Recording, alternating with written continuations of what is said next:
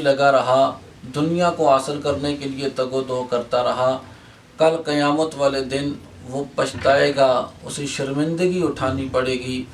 اور اللہ کا قرآن کہتا ہے کہ پھر اس دن وہ بندہ کیا کہے گا؟ وہ کہے گا کہ یا لیتنی کنت ترابا، وہ کہے گا کہ ہے کاش میں مٹی ہوتا، یعنی انسان نہ ہوتا، مٹی ہوتا، آج مجھ سے کسی قسم کا نہ سوال کیا جاتا، نہ مجھ سے کوئی پوچھ گچھ کی جاتی۔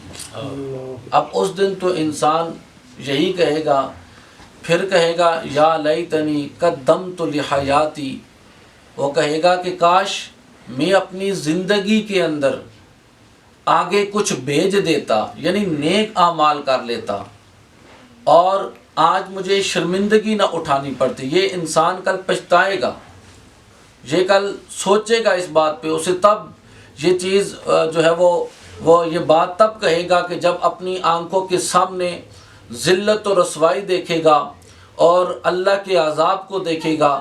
پھر وہ کبھی کہے گا میں مٹی ہوتا، کبھی وہ کہے گا کہ کاش میں نے اپنی زندگی میں اپنی اس اخروی زندگی کے لیے کچھ تگ و دو کی ہوتی، کچھ میں نے اعمال کیے ہوتے، اللہ کی رضا کا طلبگار رہا ہوتا، تو آج مجھے شرمندگی نہ اٹھانا پڑتی۔ اور کبھی کہے گا یا لیتنا اطعنا اللہ و اطعنا الرسول، وہ کہے گا کہ کاش کہ میں نے دنیا کی زندگی میں اپنے رب کی اطاعت کی ہوتی اور اپنے محبوب صلی اللہ علیہ وآلہ وسلم کی اطاعت کی ہوتی، آج مجھے شرمندگی نہ اٹھانی پڑتی۔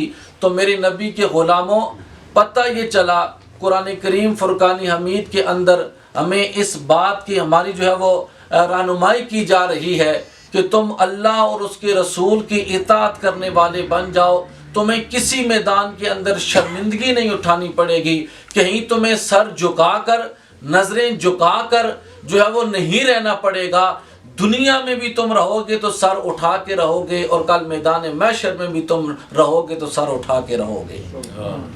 اب حاضرین محترم، آج ہم نے اللہ اور اس کے رسول کی اطاعت، اس سے تو ہم بالکل ہر بندہ میرے سمیت اگر اپنے گریبان میں جھانکے وہ کتنی اطاعت کرتا ہے۔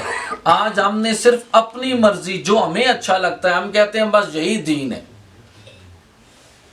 میں چونکہ سال ثواب کی یہ محفل ہے، والدین کے حوالے سے، اعزاء و اقارب کے حوالے سے یہ محفل پاک ہے، تو میں بات مختصر سی کر کے بس اجازت چاہتا ہوں کہ اب اللہ تعالیٰ کی رضا اگر ہم دیکھیں تو کس کی رضا میں ہے؟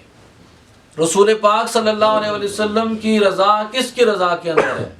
اللہ تعالیٰ نے قرآن کریم کے اندر ارشاد فرمایا وَقَضَىٰ رَبُّكَ أَلَّا تَعْبُدُوا إِلَّا إِيَّاهُ وَبِالْوَالِدَيْنِ إِحْسَانًا، کہ رب کا تو یہ فیصلہ ہے کہ عبادت کرو تو خدا کی کرو، وہ عبادت کے لائق ہے، عبادت اسی کی ہے، لیکن وہ رب ساتھ ہی یہ ارشاد فرما رہا ہے کہ پھر اللہ کی عبادت کے بعد تمہیں بندے تیرا دوسرا کام یہ ہے کہ تو اپنے ماں باپ کے ساتھ حسن سلوک سے پیش آؤ، اس سے گفتگو کرے، اس کے ساتھ محو گفتگو ہو تو بڑے ادب کے ساتھ، تعظیم کے ساتھ، توقیر کے ساتھ۔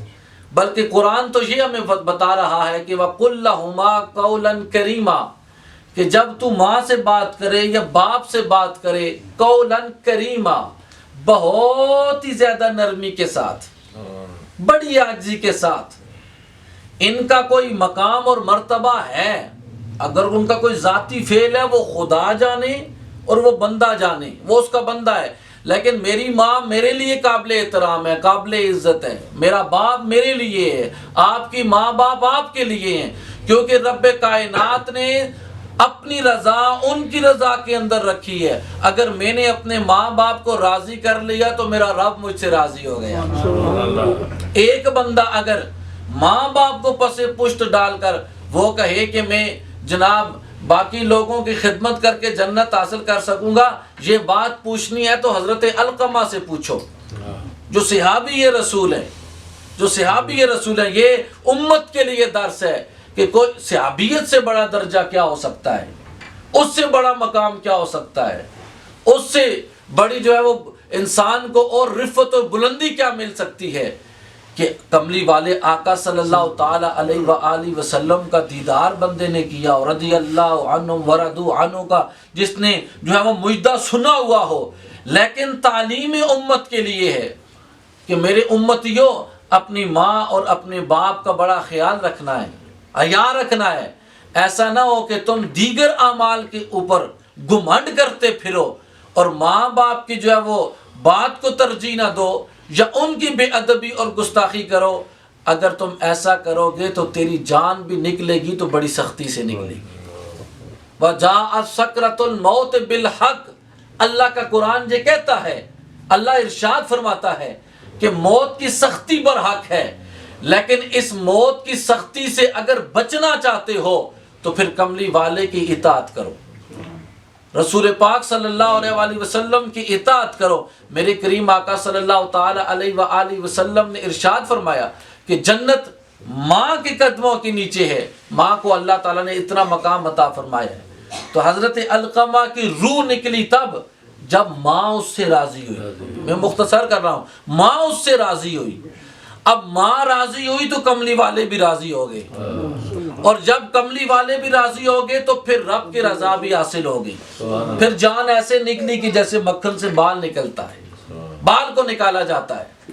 اور دوسری طرف حضرت اویس کرنی کو دیکھو کہ جنہوں نے کملی والے کا زمانہ بھی پایا لیکن کملی والے کی زیارت نہ کر سکی، لیکن میرے مصطفیٰ نے یہ بھی امت کے لیے درس چھوڑ دیا کہ ہے تو اس نے میری زیارت نہیں کی، سبب کیا تھا، رکاوٹ کیا تھی، کہ ماں بیمار تھی، ماں کی خدمت میں لگے ہوئے تھے۔ لیکن کملی والے فرماتے ہیں کہ ولایت اگر دیکھنی ہے تو اویس کرنی کی دیکھو، ماں کا ادب، ماں کی جو ہے وہ خدمت میں لگے رہے۔ میرے مصطفیٰ نے جبہ بھی بھیجا، اور حضرت عمر فاروق اور حضرت علی المرتضیٰ کو بھیج کر فرمایا کیا؟ فرمایا اویس سے کہنا کہ میری امت کی بخشش کے لیے دعا مانگو، میری امت کی بخشش۔ سرکار ہو کے ارشاد فرما رہے ہیں، نبی پاک امام الانبیاء۔ اب حضرت اویس کرنی رضی اللہ تعالی عنہ آپ فرماتے ہیں میری کیا اوقات کہ میں سرکار کے لیے، سرکار کی امت کے لیے بخشش کی دعا مانگوں، لیکن نبی کے غلاموں سرکار بتانا یہ چاہتے تھے کہ جس کو ماں کی رضا حاصل ہو گئی، باپ کی رضا حاصل ہو گئی، اسے رب کی رضا حاصل ہوتی ہے، اور جسے رب کی رضا حاصل ہو جائے وہ رب سے جو مانگتا ہے رب اسے عطا بھی فرماتا ہے۔ اور والد کے بارے میں سرکار نے فرمایا کہ الوالد اوسط من ابواب الجنہ، کہ باپ جنت کا مرکزی دروازہ ہے۔ ایسا نہیں کہ تم ماں کی خدمت میں تو لگے رہو، ماں کے جو ہے وہ ان کی تعظیم اور توقیر میں لگے رہو، باپ کے لیے کہو باپ نے کیا کیا ہے، باپ نے کیا کیا ہے۔ ماں گھر میں تیرے لیے تو تیری پرورش کرتی رہی، تیرے لیے تگ و دو کرتی رہی، اور باپ باہر تیرے لیے گرمی سردی برداشت کرتا رہا، لوگوں کے تانے برداشت کرتا رہا، اور کتنی اپنی خواہشات کو اس نے اپنے قدموں کے نیچے کچلا ہوگا۔ لیکن سرکار نے فرمایا، قرآن جو کہتا ہے کہ وَقُلْ لَهُمَا قَوْلًا كَرِيمًا، ایک کی بات نہیں کی سرکار نے، دونوں کی بات کی ہے، دونوں کی بات کی ہے۔ اور فرمایا اگر جنت ماں کے قدموں کے نیچے رکھی ہے تو جنت کا مرکزی دروازہ مصطفیٰ نے فرمایا رب نے باپ کو بنا کے رکھ دیا ہے، باپ کو بنا کے رکھا۔ ظاہر ہے جنت میں انٹری کیسے ہوگی؟ دروازے سے ہوگی۔ خلیفہ ہارون الرشید ماں کی بڑی خدمت کرتے تھے، اور باپ پہ جو توجہ دینی چاہیے تھی اس طرح وہ توجہ نہیں دیتے تھے۔ تو ایک دن خواب دیکھا، خواب میں بہت بڑا محل ہے اور اس کے اوپر تختی لگی ہوئی ہے، اور وہ خلیفہ ہارون الرشید کے نام کی لگی ہوئی ہے، اور اس بات پہ لگی ہوئی ہے کہ ماں کی خدمت کی وجہ سے اللہ نے یہ مال جنت کے اندر سے عطا فرمایا۔ اب وہ ایک طرف جاتے ہیں، دوسری طرف جاتے ہیں، تیسری طرف جاتے ہیں، اندر جانے کا دروازہ نہیں مل رہا، پریشان ہو گئے۔ وہاں ایک دربان کو دیکھا، اس نے کہا کیا ڈھونڈ رہے ہو؟ کہا یہ میرا محل ہے، مجھے ماں کی خدمت کا صلہ ملا اور اس کا دروازہ نہیں ہے، میں اس کے اندر جانا چاہتا ہوں۔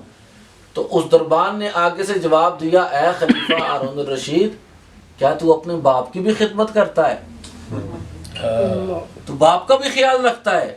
اب وہ خاموش ہو گئے، اب مجھے پتہ ہے نا میں ماں کا کتنا خیال رکھتا ہوں، باپ کا کتنا رکھتا ہوں، ہر بندے کو پتہ ہے۔ جب وہ خاموش ہو گئی، اس دربان نے کیا کیا؟ تو نبی پاک کا فرمان تو نے نہیں سنا کہ الوالد اوسط من ابواب الجنہ، کہ باپ جنت کا مرکزی دروازہ ہے۔ جب آنکھ کھلی نا، پھر ان کو خیال آیا کہ میں نے تو باپ پہ تو کوئی کبھی اس طرح توجہ ہی نہیں دی۔ تو میرے نبی کے غلاموں، جنت کے داخلے کے لیے، جنت میں جانے کے لیے باپ کی تعظیم بھی لازم ہے، باپ کا ادب بھی لازم ہے۔ ایسا نہیں کہ آپ کہیں کہ بس جنت ماں کے قدموں کے نیچے، ماں کی تعظیم زیادہ کریں۔ اب بعض روایات کے اندر 3 مرتبہ 2 مرتبہ ماں کے ساتھ حسن سلوک کے بارے میں ارشاد فرمایا گیا، اس لیے باپ کا 1 مرتبہ اس لیے فرمایا گیا کہ ماں عورت ہے، صنف نازک ہے۔ اس کو رب کائنات نے، رب کے پیارے محبوب صلی اللہ علیہ وآلہ وسلم نے اس کے حوصلے کو زیادہ بڑھا کے رکھ دیا ہے۔ اور باپ مرد ہے، یہ مرد ہے، لیکن حقوق برابر ہے، گفتگو کا انداز دونوں سے برابر ہے۔ ایسا نہیں کہ ایک کے سامنے زبان درازی اور ایک کے سامنے عاجزی۔ وَقُلْ لَهُمَا قَوْلًا كَرِيمًا، اور آگے فرمایا کہ جب اللہ سے تو دعا مانگے، صرف ماں کے لیے نہیں کہا یا صرف باپ کے لیے نہیں کہا، فرمایا کہ جب تو رب سے مانگے رب ارحمہما کما ربیانی صغیرا، کما رب ارحمہما، اللہ تو دونوں پہ رحم فرما، کما جس طرح ان دونوں نے، ایک کی بات نہیں آئی، دونوں کی بات آئی، ربیانی صغیرا، میں چھوٹا تھا، میری انہوں نے پرورش کی، مجھ پہ رحم کرتے تھے، مولا میں آج اس قابل ہو گیا، تیری بارگاہ میں ہاتھ اٹھاتا ہوں، میں تو ان کے احسانات کا بدلہ نہیں دے سکتا، لیکن تیری بارگاہ میں فریاد کر سکتا ہوں، مولا تو ان دونوں کے اوپر بھی رحم فرما۔ اور میرے کریم آقا علیہ الصلوۃ والسلام نے ارشاد فرمایا نا، پھر جب اولاد دعا کرنے والی ہو تو میرے مصطفیٰ کی زبان سے نکلا، پھر وہی اولاد سرکار نے فرمایا نیک ہوتی ہے، صالح ہوتی ہے، کہ جب جو ماں باپ کے جانے کے بعد بھی انہیں بھولے نا، ان کے لیے بخشش اور مغفرت کی دعا کرتا رہے۔ اب سرکار کے غلاموں، ضرورت اس امر کی ہے کہ ہم اپنے ماں باپ کا ادب بھی کریں، تعظیم بھی کریں، توقیر بھی کریں۔ اور دوسرے نمبر پہ میرے کریم آقا علیہ الصلوۃ والسلام نے قرآن بھی اپنے اعزاء و اقارب رشتہ داروں کے ساتھ حسن سلوک کا درس دیتا ہے۔ اور میرے کریم آقا علیہ الصلوۃ والسلام نے کیا ارشاد فرمایا؟ سرکار نے تو یہ بھی ارشاد فرمایا کہ اگر تمہارے باپ کے دوست ہیں تو تیرے اوپر لازم ہے کہ ان کا وہ حیا کرتے ہوئے تو ان کے ساتھ بھی دوستی نبھا۔ تیری ماں کی اگر سہیلیاں ہیں تو ان کے ساتھ بھی حسن سلوک سے پیش آ۔ اب سرکار کے غلاموں، آج نفسا نفسی کا دور ہے، ہر بندہ اپنے معاملات کے اندر جو ہے وہ پڑا ہوا ہے، مصروف ہے، تو لہٰذا اگر سکون اور اطمینان چاہتے، اور میرے حدیث مبارکہ آتی ہے کہ نبی پاک علیہ الصلوۃ والسلام نے ارشاد فرمایا ہے کہ جو شخص اپنے ماں باپ کے لیے استغفار کرتا ہے، ان کے لیے دعا کرتا ہے، میرا رب اس کے رزق کی تنگی کو ختم کر کے رکھ دیتا ہے، اس کے رزق کی تنگی کو ختم کر کے رکھ دیتا ہے، تندرستی اللہ اس سے دور فرما دیتا ہے۔ تو لہٰذا اپنے ماں باپ کے ابھی جو زندہ ہیں تو جیتے جی ان کی قدر کر لیں، چونکہ مرنے کے بعد تو ظاہر ہے پھر بندہ پچھتاتا ہی ہے اور پچھتاوا ہی اسے ہوتا ہے، تو جیتے جی ان کی قدر کر لیں۔ آج ایک ایک مرلے کے پیچھے، ایک ایک فٹ کے پیچھے یقین جانے کہ لوگ باپ کے گریبان کو جو ہے وہ ہاتھ ڈال دیتے ہیں اور پھر کہتے ہیں کہ اے والد ہمارا حصہ دے۔ اور کس بات کا حصہ؟ حصہ تو ہوتا ہے بندے کے مرنے کے بعد، زندگی میں وہ جس کو جو چاہے دے۔ یہ تو لوگ ہمارے اس ایریے کی باتیں ہیں ڈاکٹر صاحب، یہاں پہ لوگ والد کے کہتے ہیں چل جی ہمارا حصہ نکال، اس کی ملکیت ہے، وہ چاہے کسی راہ سے گزرنے والے کو دے دے، وہ چاہے جس کو دے، وہ اس کی مرضی ہے۔ وراثت ہوتی ہے مرنے کے بعد۔ او کملی والے کے غلام، اس بات کو ذرا ذہن میں ڈال، اگر تو جیتے جی والد سے حصہ مانگتا ہے، کہتا میرا حصہ دے، کس بات کا حصہ؟ باپ نے تیرے لیے تو بہت کچھ کیا، تو نے باپ کے لیے کیا کیا؟ اور تھوڑی سی دنیاوی دولت کے پیچھے تو جب باپ کے ساتھ سخت لہجے میں گفتگو کرتا ہے، ادھر سے تیرے اوپر اللہ کی بھی لعنت برس رہی ہوتی ہے، فرشتوں کی بھی برس رہی ہوتی ہے، اور یہ دنیا کی دولت ادھر ہی رہ جائے گی، لیکن تو اپنے لیے جہنم کو خرید لیتا ہے، جہنم کو خرید لیتا ہے، لیکن تو اپنے ماں باپ کی خدمت میں، تعظیم میں، توقیر میں لگا رہا، اللہ دنیا کی ہر دولت تیرے قدموں میں لا کے رکھ دے۔ چونکہ رب نے، میرے کریم آقا علیہ الصلوۃ والسلام نے ارشاد فرمایا کہ رب کی رضا والد کی رضا میں، رب کی ناراضگی والد کی ناراضگی میں۔